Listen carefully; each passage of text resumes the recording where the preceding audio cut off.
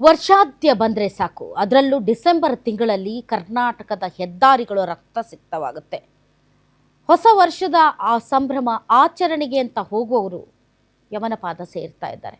ಇದು ಡಿಸೆಂಬರ್ ತಿಂಗಳಲ್ಲಿ ಅತಿ ಹೆಚ್ಚು ನಡೆಯುತ್ತೆ. ಯಾಕೆ ಅಂದರೆ ದಟ್ಟವಾದಂತಹ ಮಂಜು, ಕೊರೆಯುವ ಚಳಿ, ನಿದ್ದೆ ಮಂಪರಲ್ಲಿ ಇರುವಂತಹ ಚಾಲಕರು ರಾಜ್ಯ ಹೆದ್ದಾರಿಗಳಲ್ಲಿ, ರಾಷ್ಟ್ರ ಹೆದ್ದಾರಿಗಳಲ್ಲಿ ಈ ರೀತಿಯಾದಂಥ ಘಟನೆಗಳು ನಡೆಯುತ್ತೆ. ಇವತ್ತು ಕರ್ನಾಟಕದಲ್ಲಿ ಅಂಥದ್ದೇ ಒಂದು ಭೀಭತ್ಸ ಘಟನೆ ನಡೆದಿದೆ. ಚಿತ್ರದುರ್ಗದ ಜವನಗೊಂಡನಹಳ್ಳಿಯಲ್ಲಿ ಜವರಾಯನ ಅಟ್ಟಹಾಸ. ಲಾರಿ ರೂಪದಲ್ಲಿ ಬಂದಂತಹ ಜವರಾಯನಿಂದ ಸೀಬರ್ಡ್ ಬಸ್ ಭಸ್ಮವಾಗಿದೆ. ಭಾಳಷ್ಟು ಜನ ಗೋವಾಕ್ಕೆ ತೆರಳ್ತಾ ಇದ್ರು, ಭಾಳಷ್ಟು ಜನ ದಾಂಡೇಲಿಗೆ ತೆರಳ್ತಾ ಇದ್ರು, ಗೋಕರ್ಣಕ್ಕೆ ತೆರಳ್ತಾ ಇದ್ರು. ಇನ್ನೂ ಕೆಲವರು ಹೊಸ ವರ್ಷವನ್ನು ಸಂಭ್ರಮಿಸೋಣ ಅಂತ ಬೇರೆ ಬೇರೆ ಟೂರಿಸ್ಟ್ ಸ್ಪಾಟ್ಗಳಿಗೆ ತೆರಳ್ತಾ ಇದ್ರು. ಆದರೆ ಎದುರುಗಡೆಯಿಂದ ಬಂದಂತಹ ಲಾರಿ ಅವರ ಎಲ್ಲ ಕನಸುಗಳನ್ನು, ಅವರ ಜೀವನವನ್ನೇ ಭಗ್ನಗೊಳಿಸುತ್ತೆ ಅಂತ ಯಾರೂ ಕೂಡ ಬಸ್ ಹತ್ತಿದಾಗ ಅಂದುಕೊಂಡೇ ಇರಲಿಲ್ಲ.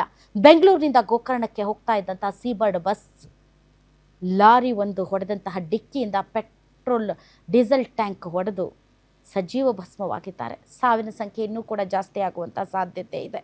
ಬಚಾವಾದವರಲ್ಲಿ ಭಾಳಷ್ಟು ಜನರ ಸ್ಥಿತಿ ಗಂಭೀರವಾಗಿದೆ. ಕೆಲವರು ಬದುಕುಳಿತಾರೋ ಇಲ್ವೋ ಅನ್ನುವಂಥ ಪರಿಸ್ಥಿತಿ ನಿರ್ಮಾಣ ಆಗಿದೆ. ಆದರೂ ಕೂಡ ಏನೂ ಮಾಡೋಕ್ಕಾಗದೆ ಆ ಬೆಂಕಿಯ ಕೆನ್ನಾಲಿಗೆಯಲ್ಲಿ ಭಾಳಷ್ಟು ಮಂದಿ ಪ್ರಯಾಣಿಕರು ಬೆಂದು ಹೋಗಿದ್ದಾರೆ. ಇನ್ನೂ ಕೂಡ 6 ಜನ ಮಿಸ್ಸಿಂಗ್ ಅಂತ ಹೇಳ್ತಾ ಇದ್ದಾರೆ. ಮಿಸ್ಸಿಂಗ್ ಅಂತ ಅಂದರೆ ಆ ಬಸ್ಸಿನ ಜೊತೆಗೆ ಅವರು ಕೂಡ ಬೆಂದು ಹೋಗಿದ್ದಾರೆ. ಅವರ ಮೂಳೆಗಳು ಕೂಡ ಸಿಗದೇ ಇರುವಷ್ಟು ಕರಕಲಾಗಿವೆ. ಹೀಗಾಗಿ ಹೇಗೆ ಕಂಡು ಹಿಡಿಯುವುದು ಅನ್ನೋದೇ ಈಗ ವಿಧಿವಿಜ್ಞಾನ ಪ್ರಯೋಗಾಲಯದ ತಜ್ಞರು ತಲೆ ಕೆಡಿಸಿಕೊಂಡಿದ್ದಾರೆ. ಒಟ್ಟು ಬಸ್ನಲ್ಲಿ 28 ಮಂದಿ ಪ್ರಯಾಣಿಕರಿದ್ದರು. 14 ಮಂದಿಗೆ ಗಾಯವಾಗಿದೆ, 6 ಮಂದಿ ಕಣ್ಮರೆಯಾಗಿದ್ದಾರೆ.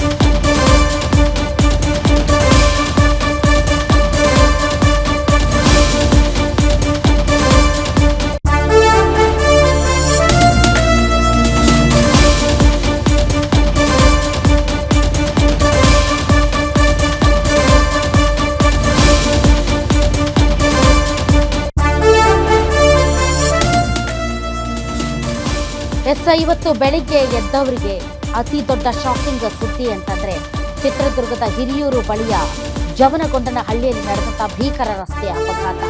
ಸೀಬರ್ಡ್ ಬಸ್ಸು ಬೆಂಗಳೂರಿಂದ ಗೋಕರ್ಣ ಹೋಗ್ತಾ ಇತ್ತು.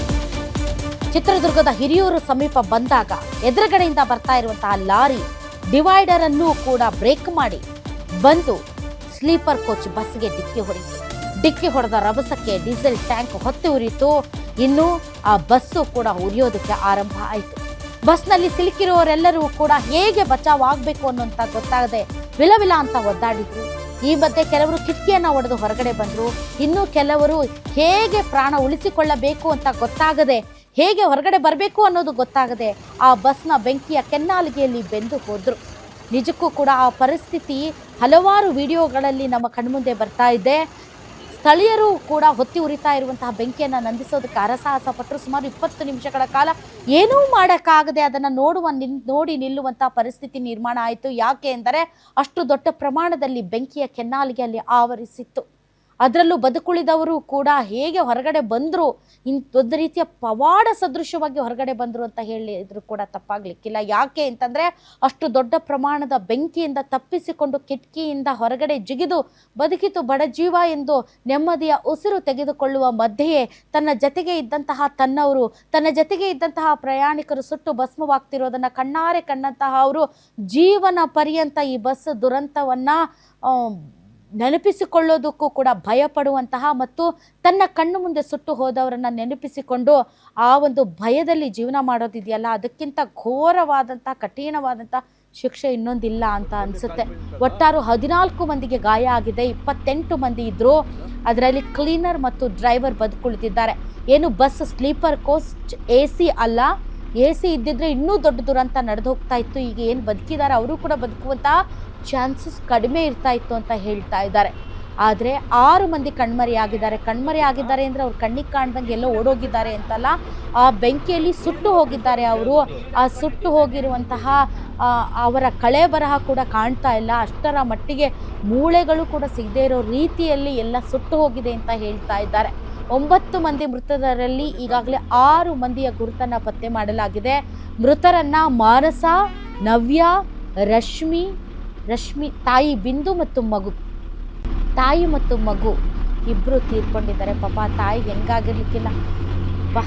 ಪರಿಸ್ಥಿತಿಯನ್ನು ಒಂದಿಷ್ಟು ಆಲೋಚನೆ ಮಾಡಿದಾಗ ಭಯ ಆಗುತ್ತೆ. ಮಾನಸ, ನವ್ಯ, ರಶ್ಮಿ, ತಾಯಿ ಬಿಂದು, ಮಗು ಪ್ರಿಯಾ, ಲಾರಿ ಚಾಲಕ ಸೇರಿ 5 ಗುರುತು ಇದೀಗ ಪತ್ತೆಯಾಗಿದೆ. ಸಂಜೆಯ ಒಳಗಡೆ ಮರಣೋತ್ತರ ಪರೀಕ್ಷೆ ನಡೆಸುವಂತಹ ಸಾಧ್ಯತೆ ಇದೆ. ಇನ್ನು ಮೃತದೇಹಗಳ ಗುರುತು ಪತ್ತೆ ಸಿಗದ ಹಿನ್ನೆಲೆಯಲ್ಲಿ DNA ಪರೀಕ್ಷೆಗೂ ಕೂಡ ಸಿದ್ಧತೆ ನಡೆಸಲಾಗ್ತಾ ಇದೆ. ನೋಡಿ, ಭಾಳಷ್ಟು ಜನ ಯಾರು ಈ ಬಸ್ಸಲ್ಲಿ ಪ್ರಯಾಣ ಮಾಡ್ತಾ ಇದ್ರೋ ಆ ಪ್ರಯಾಣಿಕರ ಸಂಬಂಧಿಕರೆಲ್ಲರೂ ಕೂಡ ಸುದ್ದಿಗಳಲ್ಲಿ ಬರ್ತಾ ಇರುವಂತಹ ಹೆಸರುಗಳ ಬಗ್ಗೆ ಎಷ್ಟು ಒಂಥರ ಮೈಯೆಲ್ಲ ಕಣ್ಣಾಗಿ ನಮ್ಮ ಮಕ್ಕಳ ಹೆಸರು ಎಲ್ಲಿ ಬಂದುಬಿಡುತ್ತೋ ಅಂತ ಎಷ್ಟು ವ್ಯಥೆ ಪಡ್ತಾ ಇರ್ತಾರೆ. ನಿಜಕ್ಕೂ ಕೂಡ ಇಂತಹ ಘಟನೆಗಳು ಪದೇ ನಾವು ನೋಡಬಹುದು. ಇಯರ್ ಎಂಡಿಂಗ್ ಟೈಮಲ್ಲಿ, ಅದರಲ್ಲೂ ಕೂಡ ನವೆಂಬರ್ ಡಿಸೆಂಬರ್ ಟೈಮಲ್ಲೇ ಅತಿ ಹೆಚ್ಚು ಅಪಘಾತಗಳು ಸಂಭವಿಸುತ್ತೆ. ಯಾಕೆ ಅಂತಂದರೆ ಈ ಸಂದರ್ಭದಲ್ಲಿ ಅತಿ ಹೆಚ್ಚು ಚಳಿ ಇರುತ್ತೆ, ವಿಸಿಬಿಲಿಟಿ ಕಡಿಮೆ ಇರುತ್ತೆ, ಅಲ್ಲಿ ಮಂಜು ದಟ್ಟವಾಗಿ ಆವರಿಸಿರೋದ್ರಿಂದ ಏನೂ ಕೂಡ ಸರಿಯಾಗಿ ಕಾಣೋದಿಲ್ಲ. ಚಳಿ ಜಾಸ್ತಿ ಇರೋದ್ರಿಂದ ಡ್ರೈವರ್ಸ್ಗೂ ಕೂಡ ಒಂದಿಷ್ಟು ನಿದ್ದೆ ಮಂಪರು, ಈ ಥರದ ಹಲವಾರು ಪ್ರಕರಣಗಳು ಪದೇ ಡಿಸೆಂಬರ್ನಲ್ಲೇ ನಡೆಯುತ್ತೆ. ಹೀಗಾಗಿ ರಾತ್ರಿ ಹೊತ್ತು ಪ್ರಯಾಣ ಮಾಡುವುದಕ್ಕೂ ಕೂಡ ಡಿಸೆಂಬರ್ ತಿಂಗಳಲ್ಲಿ ಹೆದರುತ್ತಾರೆ, ಯಾಕೆಂದರೆ ಮಂಜಿನ ವಾತಾವರಣ ಇರೋದ್ರಿಂದ. ಬಟ್ ಏನೇ ಆಗಲಿ ಈ ಘಟನೆ ಅದು ಭಾಳ ಘನಘೋರ ದುರಂತ ಅಂತ ಹೇಳ್ಬೋದು. ಯಾಕೆ ಅಂತಂದರೆ ಒಬ್ಬೊಬ್ರದ್ದೊಂದೊಂದು ಕತೆ. ಒಬ್ಬ ತಂದೆ ನನ್ನ ಮಗಳಿಗೆ ಮದುವೆ ಫಿಕ್ಸ್ ಆಗಿತ್ತು ಅಂತ ಮಗಳನ್ನು ಭಸ್ಮವಾಗಿರುವಂತಹ ಆ ಬಸ್ನ ಕಳೆಬರದ ಮಧ್ಯೆ ಹುಡುಕಾಡ್ತಾ ಇರುವಂಥ ದೃಶ್ಯಗಳನ್ನು ನೋಡಿದ್ರೆ ಯಾರಿಗೇ ಆಗಲಿ ಕರಳು ಕಿತ್ತು ಬರುತ್ತೆ. ಅಂತಹ ಸ್ಟೋರೀಸ್ ಇನ್ನು ನಾವು ನೋಡ್ಬೋದು ದೃಶ್ಯಗಳಲ್ಲಿ ಯಾವ ರೀತಿ ಆ ಜನ ತಮ್ಮ ಪ್ರಾಣವನ್ನು ಉಳಿಸ್ಕೊಳ್ಳೋದಕ್ಕೆ ಕಿಟಕಿಯಿಂದ ಜಿಗಿತಾ ಇರುವಂಥ ದೃಶ್ಯಗಳನ್ನು ತಾವು ನೋಡ್ತಾ ಇದ್ದೀರಾ. ಕಿಟಕಿಯಿಂದ ಜಿಗಿತಾ ಇದ್ದಾರೆ, ಮತ್ತು ಜಿಗಿದ್ರೂ ಕೂಡ ಕೆಳಗಡೆ ಎಲ್ಲ ಬೆಂಕಿ ಇದೆ. ಒಂದು ವೇಳೆ ಬೆಂಕಿ ಮೇಲೆ ಬಿದ್ದರೂ ಕೂಡ ಪ್ರಾಣ ಉಳಿಯೋದಿಲ್ಲ. ಆದರೂ ಆ ಬಸ್ಸಿಂದ ಹೊರಗಡೆ ಬಂದರೆ ಸಾಕು, ನಾವು ಬದುಕ್ತೀವಿ ಅನ್ನುವಂಥ ಒಂದು ಸಣ್ಣ ಆಸೆಯೊಂದಿಗೆ ಜಿಗಿದಿರೋರೆಲ್ಲರೂ ಕೂಡ ಬದುಕಿದ್ದಾರೆ. ಮತ್ತು ಯಾರು ಹೊರಗಡೆ ಬಂದಿದ್ದಾರೆ ಅವರೆಲ್ಲರೂ ಕೂಡ ಏನು ಹೈವೇಲಿ ಬರ್ತಾ ಇರುವಂಥ ವೆಹಿಕಲ್ಸ್ಗಳಿಗೆ ಅಡ್ಡ ಹಾಕಿದ್ದಾರೆ. ದಯವಿಟ್ಟು ಹೆಲ್ಪ್ ಮಾಡಿ ಅಂತ ಕೇಳ್ಕೊಂಡಿದ್ದಾರೆ. ಇನ್ನು ಭಾಳಷ್ಟು ಜನ ಏನು ಅದೇ ಹೈವೇಯಲ್ಲಿ ಹಾದು ಹೋಗ್ತಾ ಇದ್ರು ಅವರೆಲ್ಲರೂ ಕೂಡ ಇಳಿದಿದ್ದಾರೆ. ಬೇರೆ ಬಸ್ಗಳು ಅಥವಾ ಬೇರೆ ವೆಹಿಕಲ್ಗಳಲ್ಲಿ ಇರೋರೆಲ್ಲ ಬಂದು ಬಚಾವ್ ಮಾಡೋದಕ್ಕೆ ಚಾನ್ಸೇ ಇಲ್ಲ. ಯಾಕೆ ಅಂತಂದರೆ ಅಷ್ಟು ದೊಡ್ಡ ಪ್ರಮಾಣದಲ್ಲಿ ಬೆಂಕಿ ಹೊತ್ಕೊಂಡಿರುವಂಥ ಆ ಬಸ್ಸನ್ನು ಬೆಂಕಿಯನ್ನು ನಂದಿಸೋದು ಹೇಗೆ ಅನ್ನೋದು ತತ್ಕ್ಷಣಕ್ಕೆ ಗೊತ್ತಾಗೋದಿಲ್ಲ. ಯಾಕಂದರೆ ಅಷ್ಟು ದೊಡ್ಡ ಪ್ರಮಾಣದ ಬೆಂಕಿಯನ್ನು ನಂದಿಸಬೇಕು ಅಂತಂದರೆ ಫೈರ್ ವೆಹಿಕಲ್ಲೇ ಬೇಕಾಗುತ್ತೆ. ಸೊ ನೋಡಿ, ಯಾರು ಬದುಕುಳಿದಿದ್ದಾರೆ ಅವ್ರು ಬಂದು ದಯವಿಟ್ಟು ನಿಲ್ಲಿಸಿ ಅಂತ. ನೋಡಿ, 3 ಜನ ಸ್ನೇಹಿತೆಯರು ಬದುಕುಳಿದಿದ್ದಾರೆ. ಅವರು ಬಸ್ಸಿಂದ ಜಿಗಿದು ಓಡೋಗ್ತಾ ಇರುವಂಥ ದೃಶ್ಯಗಳನ್ನು ಕೂಡ ತಾವು ನೋಡ್ತಾ ಇದ್ದೀರಿ. ಯಾವ ರೀತಿ ಅವ್ರಿಗೆ ಹೆಂಗೆ ಆಗಿರಬೇಡ, ಯಾಕೆ ಅಂದರೆ ಅವ್ರ ಜೊತೆಗೆ ಇನ್ನಷ್ಟು ಜನ ಸ್ನೇಹಿತರಿದ್ದರು, ಅವರು ಹೊರಗಡೆ ಬರೋದಕ್ಕೆ ಸಾಧ್ಯ ಆಗಿಲ್ಲ. ನಾವು ಯಾರು ತಾಯಿ ಬಿಂದು ಮತ್ತು ಮಗಳು ಗ್ರಿಯಾ ಅಂತ ಹೇಳ್ತಾ ಇದ್ದೀವಿ, ಅವ್ರ ಜೊತೆಗೆ ಬಂದಿದ್ದವರು, ಈ ಹುಡುಗಿಯರ ಜೊತೆಗೆ ಬಂದಿದ್ದವರು ಅವರು. ಆದರೆ ಇವ್ರು 3 ಜನ ಹೊರಗಡೆ ಬಂದರು, ಆದರೆ ಉಳಿದವರೆಲ್ಲರೂ ಕೂಡ ಅದೇ ಬಸ್ಸಲ್ಲಿ ಸುಟ್ಟು ಭಸ್ಮ ಆದರು. ಅವ್ರನ್ನ ಹೇಗೆ ಹೊರಗಡೆ ಕರ್ತರೋದು? ಯಾಕೆಂದರೆ ಅಷ್ಟೊತ್ತಿಗಾಗಲೇ ಬೆಂಕಿ ಎಷ್ಟು ದೊಡ್ಡ ಪ್ರಮಾಣದಲ್ಲಿ ಹೊತ್ಕೊಂಡ್ಬಿಡ್ತು ಅಂತಂದರೆ ಹೊರಗಡೆ ಬಚಾವ್ ಆದವರು ಕೂಡ ಒಳಗಡೆ ಇರೋರನ್ನ ಬಚಾವ್ ಮಾಡೋದಕ್ಕೆ ಸಾಧ್ಯನೇ ಆಗಿಲ್ಲ. ಅಷ್ಟು ದೊಡ್ಡ ಪ್ರಮಾಣದಲ್ಲಿ ಬೆಂಕಿ ಹೊತ್ಕೊಳ್ತು.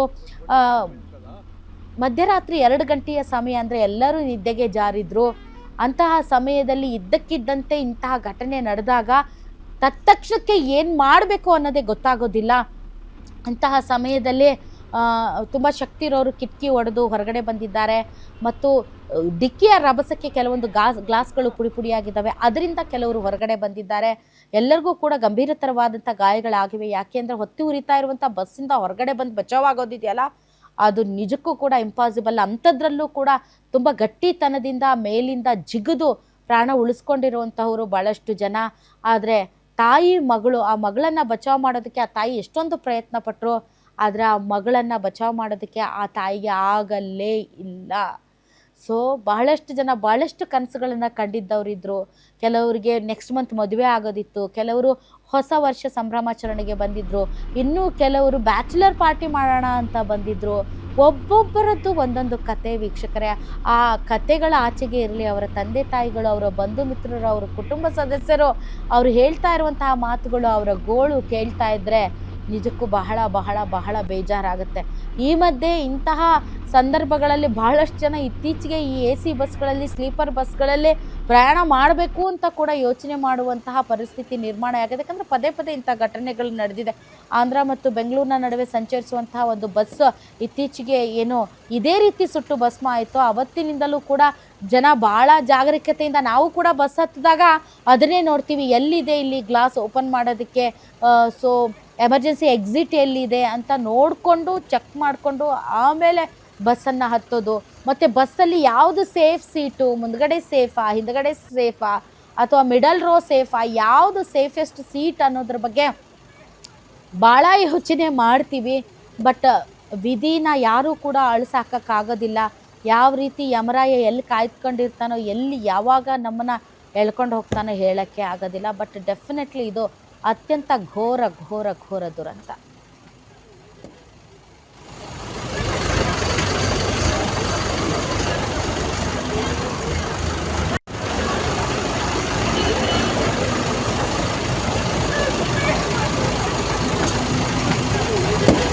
ಇರುವಂಥ ಆಕ್ಸಿಡೆಂಟ್ನಲ್ಲಿ 5 ಮೃತದೇಹಗಳು ನಮಗೆ ಬಸ್ಸಿನಿಂದ ರಿಕವರಿ ಆಗಿದೆ ಮತ್ತು ಒಂದು ಮೃತದೇಹ ಲಾರಿ ಡ್ರೈವರ್ದು. ಒಟ್ಟು 6 ಮೃತದೇಹಗಳನ್ನು ನಾವು ಕಲೆಕ್ಟ್ ಮಾಡಿದ್ವಿ.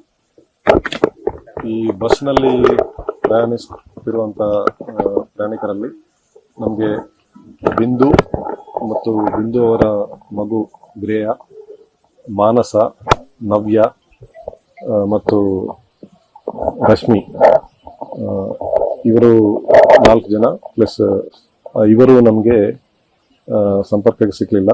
ಸೊ ಇವಾಗ ನಮಗೆ ಸಿಕ್ಕಿರುವಂಥ ಬಾಡಿಗಳು ಕೂಡ 4 ಅಡಲ್ಟ್ ಬಾಡಿ ಮತ್ತು 1 ಮಗುದು ಬಾಡಿ ಇದೆ. ಅವರ ಸಂಬಂಧಿಕರ ಕಡೆಯಿಂದ ನಾವು ಅದನ್ನು ಐಡೆಂಟಿಫೈ ಮಾಡಿಸ್ತಾ ಇದ್ವಿ. ಸೊ ಒಟ್ಟಾರೆಯಾಗಿ ಬಸ್ನಲ್ಲಿ 4 ಜನ ಅಡಲ್ಟ್ಸ್ ಮತ್ತು ಒಬ್ಬ ಚೈಲ್ಡ್ ಮೃತಪಟ್ಟಿದ್ದಾರೆ. ಲಾರಿನಲ್ಲಿ ಒಂದು ಲಾರಿ ಡ್ರೈವರ್ ಮೃತಪಟ್ಟಿದ್ದಾರೆ. ಅವರದ್ದು ದೇಹ ರಿಕವರಿ ಮಾಡಿದ್ವಿ. ಇವತ್ತು ಬೆಳಗ್ಗೆ